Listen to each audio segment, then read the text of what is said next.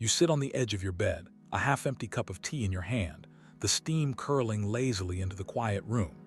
Outside, the world hums on distant cars, a neighbor's muted voice, the soft swish of wind through bare trees.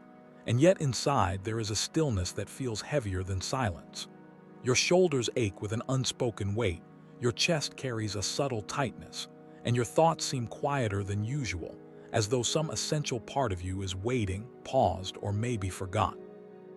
It is not that you remember a single event, a specific day, or a defined loss. You simply feel the echoes of having carried more than you were meant to carry at a young age. Tasks that should have been small, comforting a parent, keeping peace at home, staying composed when life felt unpredictable became responsibilities your body memorized long before your mind fully understood them.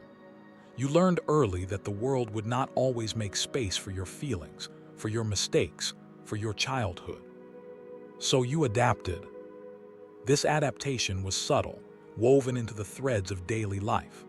You learned to read the moods of those around you, to anticipate discomfort, to measure your words and gestures carefully. Sometimes you smiled when you were tired, laughed when your thoughts were heavy, or swallowed a rising protest because it wasn't safe to speak. You grew, in ways others could see, accomplished, dependable, resilient, but beneath the surface, there was an invisible cost. You may notice it now in the quiet of your own room, when the distractions of responsibility fade.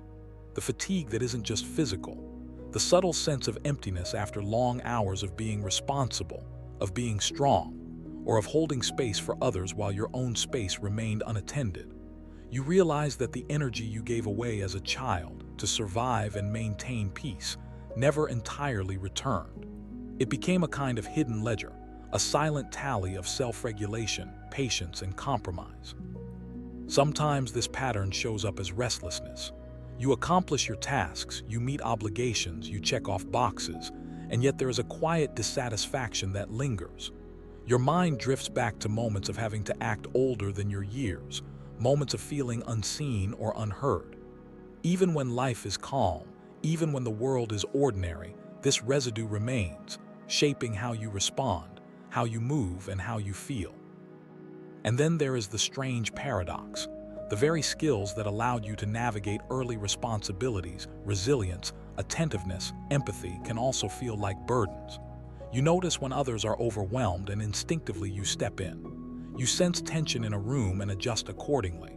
You anticipate conflict, smooth over irritations, absorb moods. These abilities are gifts, certainly, but they draw energy from your own reserves. Your mind and body remember the early lessons of survival, and they respond automatically, even when the original danger is long gone. The subtle cost reveals itself in your relationships, too. You may hesitate to ask for support, not because it isn't available, but because asking feels unfamiliar, almost indulgent.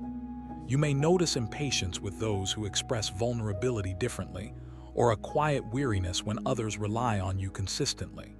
You give because it feels natural, because giving has always been part of your pattern, but the fatigue that follows can be profound.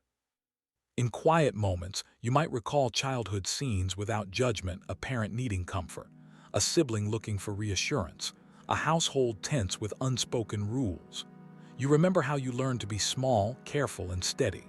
You learned that safety often required being attentive, responsible, and mature beyond your age. And now, as an adult, those same patterns shape how you move through the world.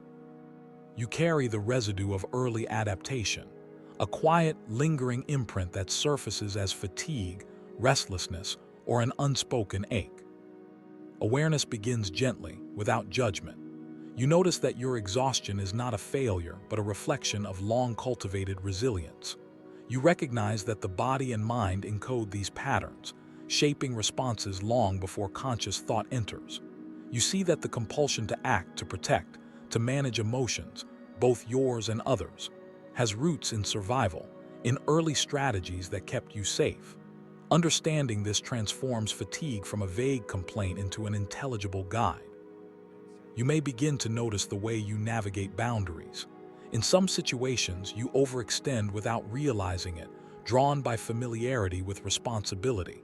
In others, you instinctively withdraw, preserving energy that was once constantly demanded.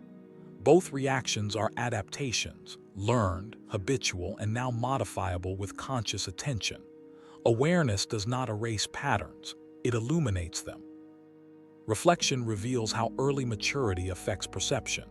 You may have heightened sensitivity to tension, conflict, or unmet expectations. You may anticipate disappointment or rejection with more immediacy than others around you. These tendencies are not flaws. They are echoes of lessons learned in formative years. They are part of your adaptive self, and they can be navigated with care, mindfulness, and respect for your own limits. There is also a quiet grief in recognizing what was lost in growing up too fast. The freedom to be careless, to make small mistakes without consequence, to express unfiltered emotion, these freedoms may have been postponed or diminished. And yet within this grief lies insight. By acknowledging it, you reclaim awareness of your own inner world, of the parts of yourself that deserve attention, kindness, and patience. Gradually, you may notice strategies that honor this history without being constrained by it. You might allow small indulgences, a walk without purpose, a quiet hobby, a pause in the midst of responsibility moments that nurture rather than demand. You may create boundaries, not as walls against others, but as spaces where energy can regenerate. These moments are restorative, not corrective. They are invitations to integrate the wisdom of early survival with the needs of your present self. The rhythm between responsibility and care becomes central. You recognize that being dependable does not require sacrificing your vitality, that attending to others need not erase the presence of your own mind and body. You may observe the subtle tension between the impulse to act and the need to rest, and learn to navigate it with intention, patience, and compassion. Each pause becomes a reclaiming of energy, each choice a reaffirmation of agency. You may also notice how perception shifts. Experiences that once felt obligatory, exhausting, or anxiety-laden can be approached with awareness. You may anticipate emotional labor, yes, but also plan for replenishment. You may navigate challenging interactions with insight rather than fatigue alone. Each step in awareness transforms old patterns from automatic burdens into conscious choices. There is a profound understanding that emerges. The cost of early adaptation was real, but it was also protective. It taught you resourcefulness, empathy, and emotional insight. And now, in adulthood, you have the opportunity to honor both the lessons and the losses. You can engage with the world fully while preserving energy, presence, and clarity. The pattern remains, but awareness allows it to serve rather than deplete. In quiet moments, you feel the weight of this history, and also the quiet relief of recognition. You are not broken. You are the product of careful adaptation, of courage in unseen circumstances, of resilience that often went unnoticed. And now, you can hold these truths gently, with self-compassion, acknowledging fatigue while embracing your capacity for reflection and restoration. Your body softens, your breath deepens. You sense a slow uncoiling of tension, a quiet settling in your chest. The awareness of early responsibility no longer presses, it informs. You feel grounded, steady, and present. Insight has brought clarity, and clarity has brought a subtle lightness. You understand your own rhythms, your limits, and your capacity for choice. There is a sense of safety here, not a promise of transformation, not a sudden cure for past strain, but a gentle assurance that your experiences are valid, your responses are understandable, and your self-awareness grants you autonomy. You can navigate your life with intention rather than reaction. You can rest without guilt, engage without overextension, and honor both your history and your present needs. And in this grounded awareness, you may discover a quiet empowerment, a recognition that your early maturity shaped strength, insight, and adaptability, and that strength need not be expended endlessly. You are allowed to pace yourself, to retreat when necessary, and to return to the world renewed. You are allowed to be human, nuanced, and fully aware of your own inner landscape. Solitude, reflection, and mindful engagement become not indulgences, but essential practices.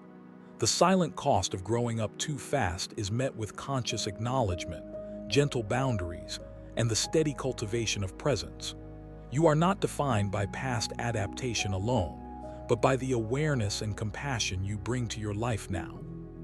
You leave the quiet room with a subtle steadiness. The weight remains, but it no longer presses in silence. It is now accompanied by understanding.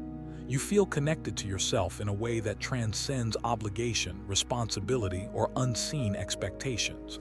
You are grounded, whole, and safe, capable of engaging with the world, honoring the past, and preserving your own vitality.